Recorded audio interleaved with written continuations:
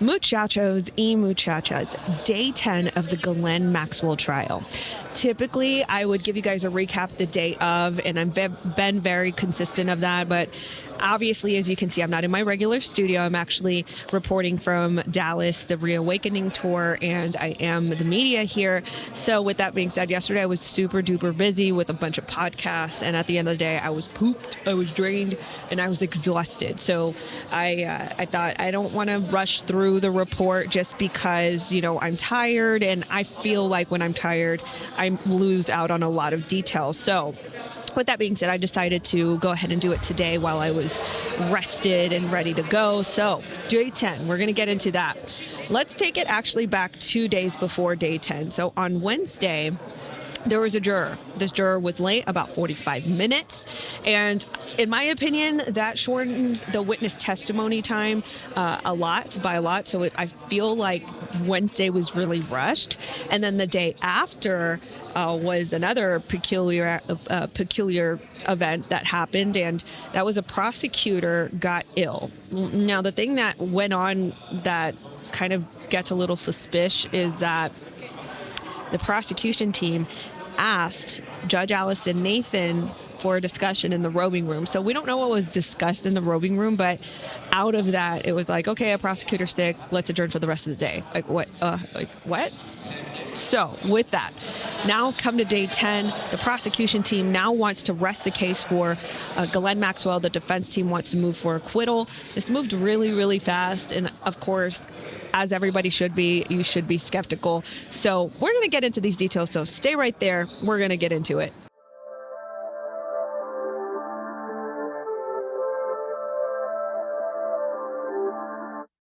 In a recent study, women say there's an 8-year gap between how they look and how they feel. In the same study, 66% of women said their quality of life would improve if they looked younger. Our satisfaction sometimes with life is directly tied with our appearance and age. This is why I highly recommend Bright with Natly. This product helps with reducing the appearance of dark spots and age spots. It's the most effective anti-aging solution I've ever used. If you want to help reduce the appearance of your aging spots, you will love Bright with Natly. Get up to 50% off for the next 24 hours by going to brightwithnatly.com or clicking the link below. All right, now that we're back, so we begin with the testimony of Annie Farmer. So Annie Farmer was actually supposed to testify on Thursday, right when the prosecutor got sick. And so we had to wait until day 10 to hear from her. Now, as you guys remember, or if you guys have heard, Annie Farmer has been a very outspoken witness accuser against Epstein and Ghislaine Maxwell's antics. So let's get started. Let's get straight into this. So accuser Annie Farmer takes the stand. The fourth and final Maxwell accuser, Annie Farmer, has taken the stand on what is expected to be the final day of the prosecution's case. Farmer, who has spoken publicly about her alleged abuse by Maxwell and Jeffrey Epstein, is the only accuser to testify under her full name. Prior to her testimony, Judge Nathan told jurors that Farmer is expected to testify about sexual contact and she had with Epstein and Maxwell in New Mexico. Nathan said jurors were not considered the contact in New Mexico as illegal sexual activity as prosecutors charged in the indictment. Okay, so apparently Judge Nathan has already presided on some sort of rules. Annie Farmer said Ghislaine Maxwell touched her naked breasts while the accused madame was giving her a massage at Epstein's New Mexico ranch when she was 16 years old. The accuser, who met Epstein through her sister in New York in 1996, said she felt comfortable traveling to the ranch in part because she knew Maxwell would be there and understood her to be Epstein's romantic partner. At the ranch, Maxwell asked her to give her a massage and requested to strip naked before the rub-down. During the massage, Maxwell asked her, Annie Farmer, to flip over and began rubbing her breasts, Farmer said. She pulled the sheet down and exposed my breasts. She started rubbing on my chest and on my upper breast, she said, adding that she felt frozen. Continued on. There's a lunch break, so with that being said, I'm going to go ahead and move to the transcripts. Now, something I find interesting about these transcripts, and this is another reason why I have to repeat that I do this, is because there are little details that sometimes are in these transcripts that are not being reported by even the mainstream media, where I am getting the recaps. So this is why I feel it's important to corroborate what's actually going on. So with that being said, Matthew Russell Lee from Inner City Press gives us this transcript play-by-play of the Ghislaine Maxwell trial. So this isn't being reported, but apparently they also called William Brown. Assistant U.S. Attorney Rohrbach, the government calls William Brown of the NYS Department of Motor Vehicles. Attorney USA says, "Are you aware how people receive ID cards?" Brown says, "Yes." Attorney USA then says, "Please pick up the folder next to you." Sealed government exhibit. Judge Nathan says, "I will admit these exhibits under seal." Attorney USA says, "Look at defense exhibit LD3A. It's in front of the binder. How old in 1996 was this person born in 1985? Brown, a part of the Department of Motor Vehicles, DMV, says 11 years old. No cross, next witness. The government calls Annie Farmer. So, okay, let's just discuss this for a second, because this is quite fast, right? What do you mean? Who was this person? Who was this person? That all of a sudden it was like how old was this person? 11 years old. What? Excuse me. What? And what was that about? You know, why would they ask a person of the New York DMV verify that a person was 11 years old? Now, I don't think that this was Annie Farmer. I think that's the whole mystery here. But there was definitely something going on with that, right? So let's continue on. So they then move on to Annie Farmer. Clerk says, "Spell your name." And then she spells Annie Farmer. Judge Nathan says, "I instruct you that the physical conduct you will hear about New Mexico was not illegal sexual activity, but may be relevant, but not of propensity." Attorney USA Pomerantz says, "Please take out sealed exhibit 13. Attorney USA says, "In what state were you born?" Annie Farmer says, "Missouri." Attorney USA says, "Where did you get your PhD?" Annie Farmer says, "University of Texas at Austin." Attorney USA says, "How old were you when Maxwell gave you a massage?" Annie Farmer says, "I was 16 years old." Attorney USA says, "What were your family's finances?" Annie Farmer says, "My parents were divorced. I was worried about how college would be paid for." Attorney USA says, "Do you have an older sister?" Annie Farmer says, "Maria. She's 9 years older. She was living in NYC. She was working with Jeffrey Epstein." Attorney USA asks, "How did you travel to NYC?" Annie Farmer then replies, "Jeffrey Epstein paid. I was excited to see my father. Jeffrey Epstein had said," and then she got cut off. Maxwell's lawyer says, "Objection, hearsay." Judge Nathan says, "Sustained." Attorney USA says, "What did your sister say to you about the trip to New York?" Maxwell's lawyer says, "Objection, hearsay." Attorney USA, effect on the listener. Judge Nathan says, "Is this what we discussed? I'll let it in within a scope, and I'll tell the juror this is not offered for the truth." Attorney USA says, "Who did you thank for your ticket?" Excuse me. Annie Farmer says, "Epstein." Maxwell's lawyer says, "Objection, hearsay." Attorney USA says, "I'll move on. Did you meet Jeffrey Epstein?" Annie Farmer says, "Yes, twice during this trip." Attorney USA says, "Show the witness, the parties, and the government exhibit 101. Attorney USA says, "What is this?" Annie Farmer says, "My high school yearbook photo." Continued on.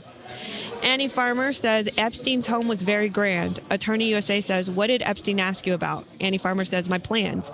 He suggested UCLA and he had connections." And then there's a little comment here that says, "Early Varsity Blues." For those of you that don't know what Varsity Blues is, that is the scandal that recently unveiled itself, I believe earlier this year, where there was that woman from Full House, I forget her name, but she actually pulled strings to get her daughter into UCLA, not rather than merit and through education or, earning her way there, which was kind of strange, right? So that's why he mentions Early Varsity Blues. So was there some sort of tie and strings that were pulled by Epstein?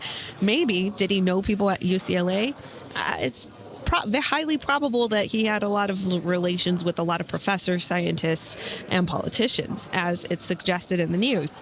Continued on. Annie Farmer says, he suggested I go on an international trip to boost my application. Annie Farmer says, we went to see the movie 5 Monkeys, and I think she meant 12 Monkeys. Attorney USA says, where did Epstein sit? Annie Farmer said, between us. He rubbed my leg. Attorney USA says, what was your reaction? Annie Farmer says, I was very surprised. I felt sick to my stomach. Annie Farmer then continues, when Maria would look over, he would stop, then begin again. Attorney USA said, did you tell your sister? Annie Farmer said, no, I was confused. I knew she was protective. I knew she would be upset. She might lose her job, so I decided not to say anything. Attorney USA then said, did you write in your journal? And Annie Farmer said, I did. Attorney USA then says, please describe your journaling. And Annie Farmer said, I was not a consistent journaler, but I would sometimes write down what was happening in my life. Journal entries shown on screen, Annie Farmer reads from it, including about going to see Phantom of the Opera Champagne with Epstein. Then a later entry, when we went to the movies with Jeffrey Epstein, I was weirded out. He let go of my hand when he was talking to Maria. How did you feel about Epstein as you wrote this? Annie Farmer said, I was conflicted. I knew it was not normal or right, but I was trying to make it just seem okay. Annie Farmer journal continued, I'm thinking of doing something in Africa. It was incredible. So firstly, I want to just pause here and just kind of comment on Epstein's mannerisms. So obviously Epstein knew something was wrong. Well, what he was doing was wrong. If her older sister Maria would look over and he would stop doing all activity, he would stop fondling Annie, he would stop touching Annie. So that goes to show that he knew that something about what he was doing was not right. So just pointing that out. Journal entry shown on screen. Annie Farmer reads it from it about going to see Phantom of the Opera, Champagne with Epstein. Then later entry, when we went to the movies with Epstein, I was weirded out. He let go of my hand when I was talking to Maria. Continued on. Attorney USA then asked, how did you feel about Epstein as you wrote this? Annie Farmer says, I was conflicted. I knew it was not normal or right, but I was trying to make it seem okay. Annie Farmer journal continued, I am thinking of doing something in Africa. It was going to be incredible. Attorney USA says, where did you next see Jeffrey Epstein? Annie Farmer says, New Mexico. Attorney USA, who did you think you'd be seeing there? And Maxwell's lawyer says, objection, lack of foundation. Judge Nathan says, sustained. Attorney USA, when you landed in New Mexico, what happened next? Annie Farmer then says, there was a man with a sign with my name on it. He drove us to the ranch. There I met Ghislaine Maxwell. She was slim and attractive. In her 30s, she was an adult. Attorney USA then says, what did she sound like? Annie Farmer says she had a British accent. I've been told that Maxwell would be there in New Mexico, and it would be more comfortable after what happened in New York. Attorney USA says, who told you that Maxwell would be there? Annie Farmer said, my mother. Attorney USA then said, what did you and Maxwell talk about? Annie Farmer said, my life, my school, British authors. Attorney USA then says, did you leave the ranch? Annie Farmer says, yes, a nature food store.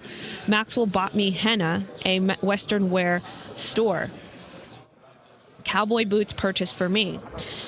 Attorney USA, what did you think about the boots? Annie Farmer then says, they cost over $100. I was grateful, gracious.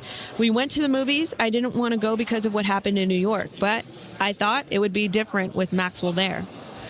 Attorney USA then asks, for how much of the movie did he touch you? Annie Farmer says most of it. He didn't hide it. And afterward, back at the ranch, Maxwell told me that to rub his feet and she'd show me how. Later, Maxwell told me to get undressed and started rubbing my breasts. Annie Farmer says, I wanted to get off the table. I wanted to get out of there. The door was open and I had a sense that Epstein could see. In the morning, Epstein came in my room and he said he wanted to cuddle. He climbed into bed with me. I didn't like it. Attorney USA says, did you tell him? Annie Farmer said, no, there was no one else around. Attorney USA then says, what happened? Annie Farmer then says, I went into the room, shut the door, I waited. Attorney USA then says, where did you go in 1996? And Annie Farmer responds, Thailand and Vietnam, a cultural immersion. Photo shown on screen of Annie Farmer and another with a small elephant with a wooden seat on it. Attorney USA then says, who paid for the trip? Annie Farmer responds, Epstein. Attorney USA then asks, any more contact with Maxwell and Epstein? Annie Farmer says, no.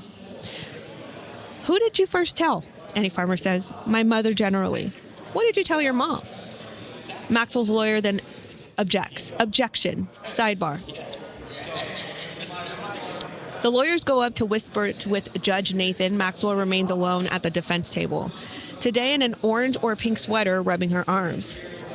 They're back from sidebar. Attorney USA then asked, did you tell anyone else? Annie Farmer said, I had a boyfriend and told him. Attorney USA says, did you speak to the media? Annie Farmer says, many times, the first in 2002. Law enforcement? Annie Farmer says, 2006 to 2007 to the FBI. Attorney USA then says, have you spoken with media since? Annie Farmer says, yes, off the record in 2016 and on record in 2019.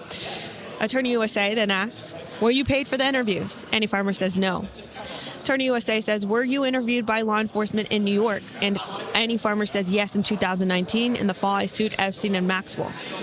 Attorney USA then says, did you participate in Epstein's compensations fund? Annie Farmer says, yes. I was awarded $1.5 million. My lawyers were pro bono. Attorney USA then asked, any financial stake in the outcome of this trial? Annie Farmer says no. Attorney USA says, no further questions. Judge Nathan says cross-examination. Maxwell's lawyer, Laura Manager, says, good morning. Your sister is the one who arranged your travel to New York? And continued on, Annie Farmer says, yes. Manager, the defense attorney for Maxwell, says, you told the FBI that flying alone was not abnormal for you, correct? Annie Farmer then says, I usually had my younger sister with me when I flew to visit my father. Manager says, here's the report. Annie Farmer says, I see it. Manager then says, Ghislaine Maxwell had no role in your travel to New York, right? Annie Farmer says, she did not. Manager says, you believe that Mr. Epstein purchased the ticket? And Annie Farmer says, yes. Manager then says, you also see the Blue Man Group and went to see flea markets with your sister, right? And Annie Farmer responds, yes. Manager then says, in New York, Ms. Maxwell didn't take you to see The Lion King, correct? And Annie Farmer says she did not. And now the jury takes a mid-morning break. Soon podcast and stories continued on. Continued on with the cross-examination.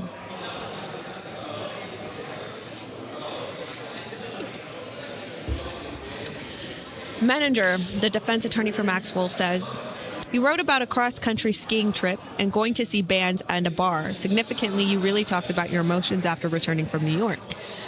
What a great time you had there. Manager says, so in your journal, you said that Epstein did in the movie theater was not weird, correct?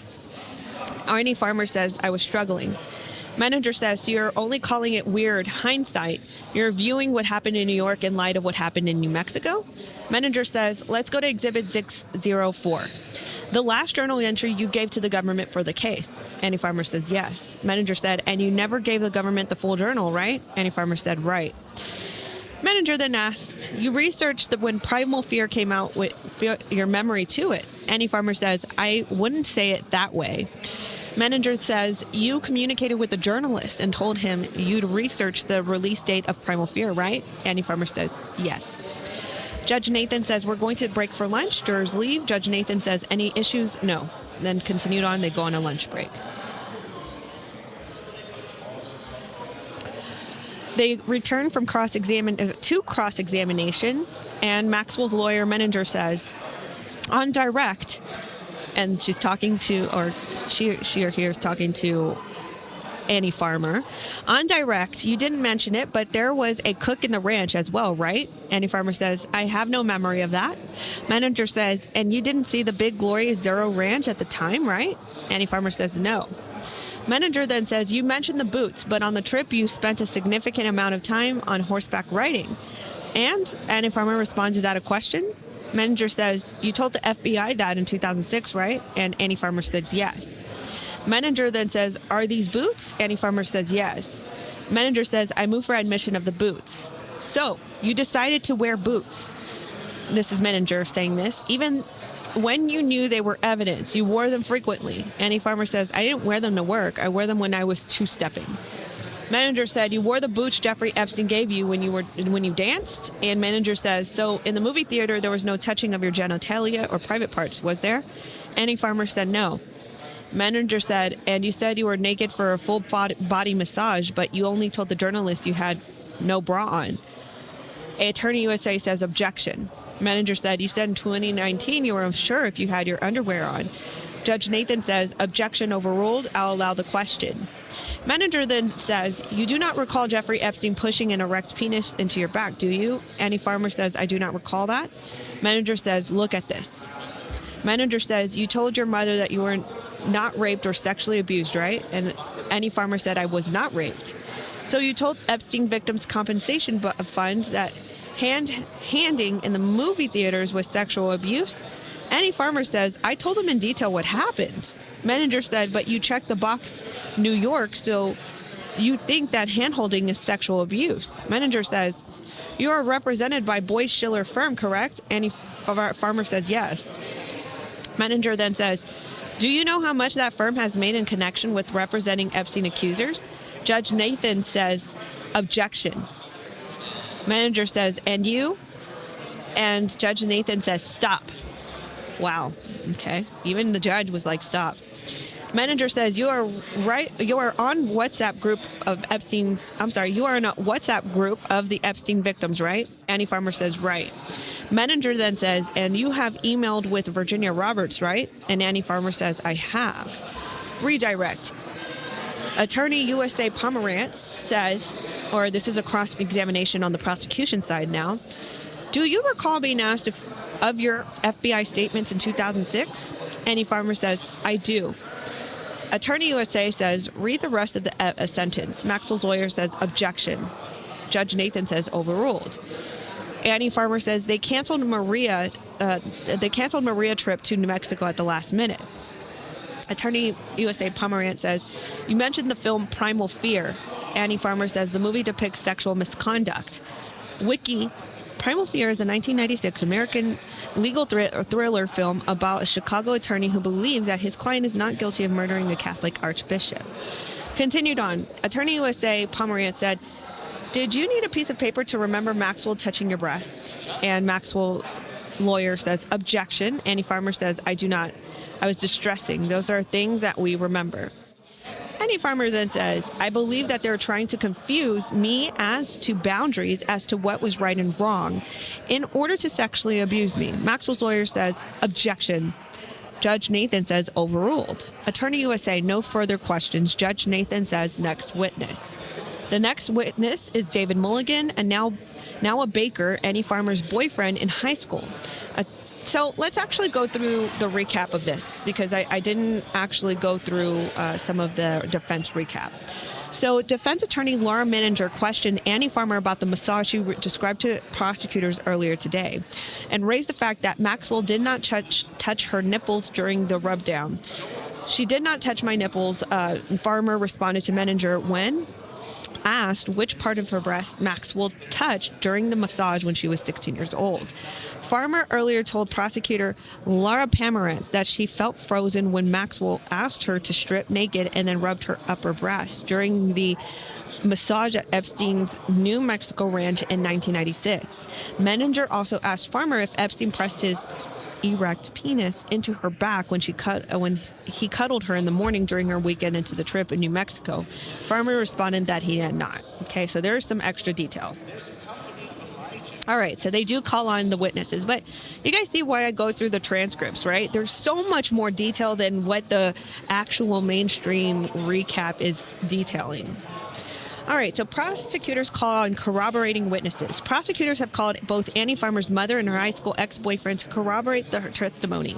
The ex-boyfriend, David Mulligan, said he remembered Farmer telling him about a trip in New Mexico when Maxwell allegedly touched her breast during the massage and she was 16 years old. Her mother, Janice Swain, said she spoke to Jeffrey Epstein before Farmer went on the trip. And the financier said about 24 students would be visiting his ranch that weekend. Epstein told Swain that his wife, Ghislaine Maxwell, would be chaperoning the girls who attended the trip, she said. So let's look at this. The next witness is David Mulligan, now a baker, Annie boyfriend's former boyfriend in high school. Attorney USA. Did Annie tell you about the trip to Thailand that it was paid for? Mulligan says, yes, Jeffrey Epstein.